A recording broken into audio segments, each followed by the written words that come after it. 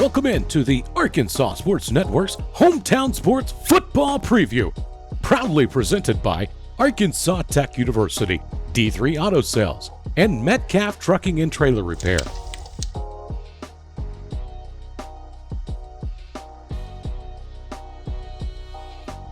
Today we're visiting with the head coach of the Newport Greyhounds, Brian Reardon.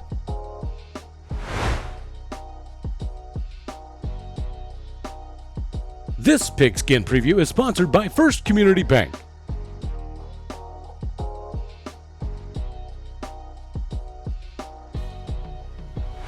Hi, my name is Caleb Johnson, and I'm with Arkansas Sports Network, and I have right beside me Brian Reardon, head football coach, Newport Greyhounds. All right, Coach. So, what are your expectations for the upcoming season? We do have very high expectations. I know a lot of coaches do every year. This year was particularly high. We returned 21 out of 22 starters. We were a 500 team last year. We made the playoffs, made the second round. Had a very small senior class. This year we have 14 seniors. Last year we only had 4. About everybody that returns saw significant playing time last year. So like I said, we expect it. We're moving into a tough conference. Rivercrest, Osceola, Walnut Ridge, Hoxie. Really probably the toughest 3 conferences in the state. But I do feel like we're really prepared to compete and do well. So we're really excited right now. So, what changes, if you made any, do you decide to use next season? We have changed a few things. I don't want to give away too much because we have changed a little bit of our defensive philosophy, a little bit of what we do on offense to fit our athletes, to fit our kids. And I'll have to hold off on the rest of what exactly they are. I understand. So, how are you working to develop younger players and incoming 10th graders or 9th graders? Well, we have 8 coaches on staff. We coach 7 through 12. We're actually even involved with the 6th graders here. It's a huge priority of ours. If you don't develop those younger kids, you might have a good year or 2 with the high school, and then it's going to go away. You got to be consistent. So we're hands-on with 6th, 7th, 8th, 9th, 10th, 11th, 12th. All my coaches, actually junior high practices will be at one end, senior high practice at the other. Our whole coaching staff, the football, the offensive guys go down here, or the defense guys go down here. So they're getting the exact same amount of attention as their senior high, which should pay off in the long haul. So how do you, what do you like your team to do when it comes to the community? Do you want them to be a big part of it? Oh, absolutely, yeah. We try to do a few involvement. I know last year we did some city cleanup when the city called and asked for help. But we do get a lot of businesses in town that'll ask for some help or ask for our kids to volunteer and they come to their events. And our kids are always real quick to do it, and our coaching staff's real quick to do it. But anything in the community that they need, they know that it's open door. They can call me anytime, and we'll help out wherever we can. But it is a huge priority. Yes, sir. So, you personally, how do you support your players on and off the field? Well, I'm very involved in making sure their grades are right. I know a lot of their teachers personally, and I go talk to them in the classroom. I know probably, we talked about this today, I think I probably know where every kid in this team lives, and they don't know where I live. I've given a lot of them right home. We do. Me and my wife do game nights and invite all the players of the week over during football season. I have another coach who's got a swimming pool and outdoor kitchen. We do team cookout, swim, all that stuff. We really like to develop a lot. All coaches talk about family, like it's in a lot of it's real. Some of them just say that it's real here. We are not telling them if they get to buy on a Tuesday night and they need a ride, feel free to call me, call a coach. So we really are a family. We're together a lot. When they're out of school, half of them are up here wanting to lift weights. They don't have to be here. I give them a day off. They're still up here. We've developed that bond here, and it's good. It's a good thing. Yes, it is. Well, what are your goals for this season? You always want to win the first game. If I want to give you the coach talk, we play Mark Tree, week 0 is what they call it nowadays, and I'd like to get off a good start there. We play Batesville, which you're real familiar with. The next game, bring it back to the old rivalry. We're all excited about it. Our community's excited about it. I know Batesville's excited about it. I know all the coaches over there well, and we're having a good time with that. But the big picture goal, besides winning that first game, back in the days, Coach Keedy used to say, you got to beat Batesville to have a successful season. So I know you are Batesville. I love you. My wife went to Batesville. I love the town. I stayed there for 12 years and enjoyed it.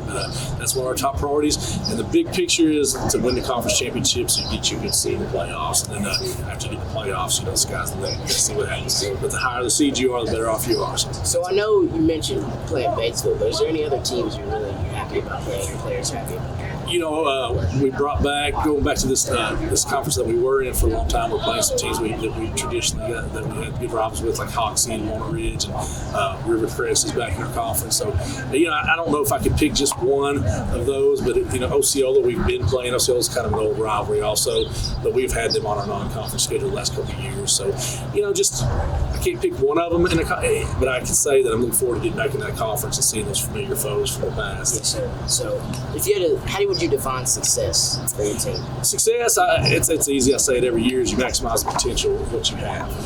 Last year we went 6-6 and went to the second round of the playoffs. I really thought we probably left one game out there. We didn't think we were a state champion team last year, or thought we had a chance to win conference. We did have a chance to win conference and fallen short. So I don't know if we maximized our potential, but we were really close. But I look at each year and I see a team and I kind of see what I think they are, what they can do. Like this year, I feel like we can win double digits and make a deep run in the playoffs and make a run in conference championship.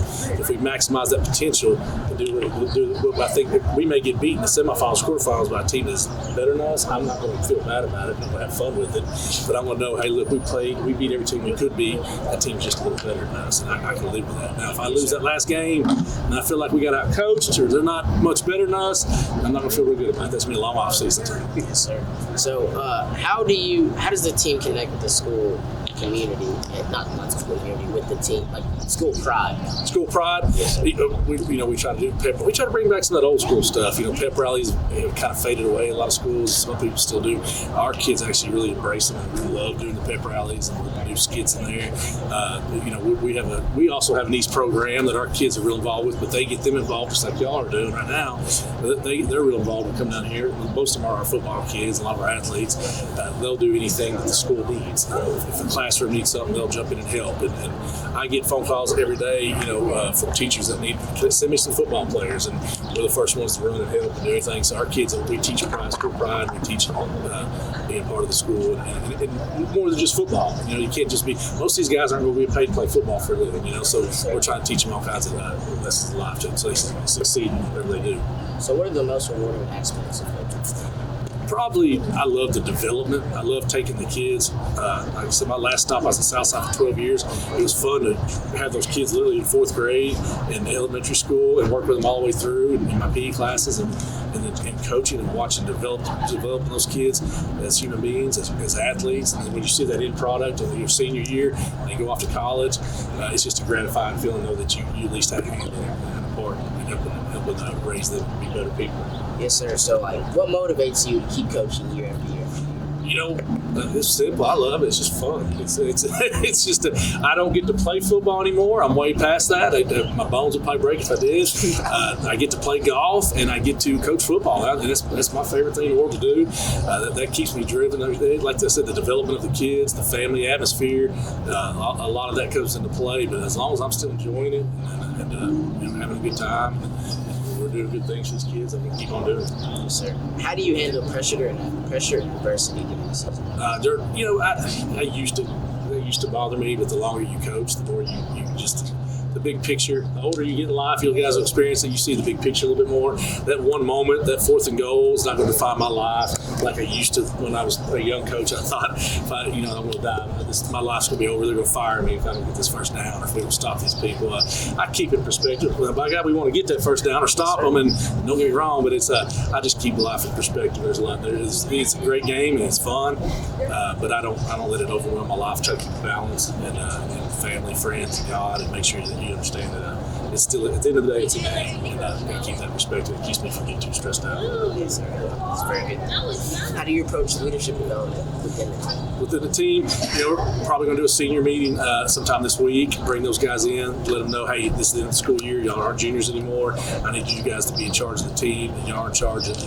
I like to let them have some power in making decisions. And I have I will have a senior leadership group. A lot of schools do that, and I want to start meeting with them regularly and make sure to see I want to know what their issues are. I want to know what am I doing wrong. What can I do to get better? And I'm always going to coach them and tell them that. But us as coach staff, we try to let them have some say. What do y'all not like? We may agree with them sometimes, and we would say, hey, we'll work on it. Sometimes we'll be like, no, we're going to keep doing that. But we do let them have say, and I think that helps develop them into being leaders, and I know they have a little say. Yes, sir. So how do you foster team unity and positive culture? I think I mentioned a little bit earlier, the team unity comes a whole lot of what goes on in the off season in that weight room, getting together and doing cookouts. And last year we broke out a slip and slide at the end of one of our camps and let them have fun. We do so much extra that's not even has nothing to do with football that I think really builds up the unity. Yes, sir. So, can you share any standout players or emerging talent? I can. I'll talk about a few of my seniors first. Tyler Ridley, returning 3-year starter, returning. He's 6'2", 270 pounds. He just recently received 3 offers. Big guy, very physical, plays defensive line, offensive line. He made All-State as a junior. Like I said, he just received his first 3 offers within this last week. Arkansas Tech offered him, UAPB offered him, Southern Missouri offered him, and there's many more schools that have reached out to him. Yes, looking forward to see what he'll do this year. Dimitri Denton, we call him Pootie around here. That's his nickname. He's also received some UCA offer, a UAPB offer, great receivers, safety. He's just an athlete. Plays a little quarterback for us. He's 6'4", 175, 80 pounds, and he's received a lot of college attention. Money Wren, going to be a junior, has also received some offers recently. He's 6 foot, 150 pounds. Jitterbug, he plays corner, kick return, punt return, can do a little bit of everything. Those are our 3 probably big standouts. I'm looking for a breakout year. My senior running back, Tonio Phillips. He had some medical issues last year, had to sit, and it's the 10th grade.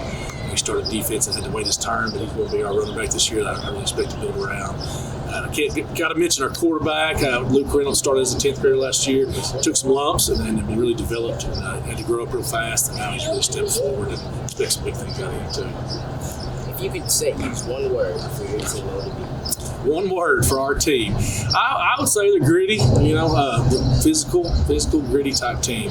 I have to always slow down practices because when we get to hitting, I don't want to beat up our own selves, but they just love it. I have to pull them back sometimes and say, hey, look, I'm saving for Friday night, So today it's going to be our last practice of the spring, and we're going to let them cut loose and have a little fun today. But they're a very physical, gritty bunch. Yes, sir.